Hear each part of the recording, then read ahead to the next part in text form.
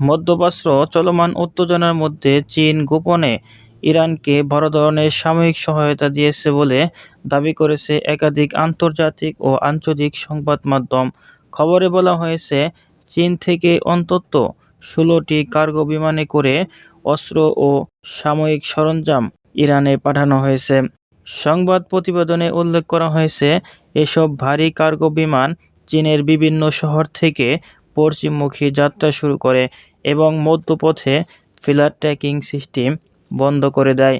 পরে ধারণা করা হচ্ছে, বিমানগুলো ইরানের সামরিক ঘাঁটি বা নির্দিষ্ট বিমানবন্দরে অবতরণ করেছে।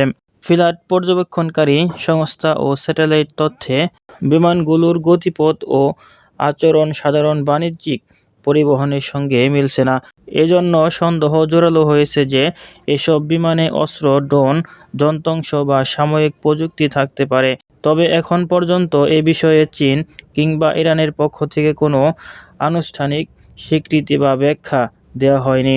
চীনের পররাষ্ট্র মন্ত্রণালয় বরাবরের মতো দাবি করেছে, বেজিং মধ্যপ্রাচ্যে শান্তি চায়।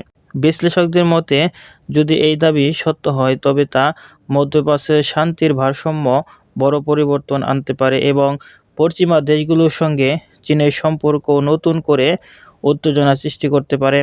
এদিকে যুক্তরাষ্ট্র ও তার মিত্ররা পুরো বিষয়টি নিবিড়ভাবে পর্যবেক্ষণ করছে বলে কূটনৈতিক সূত্রে জানা গেছে।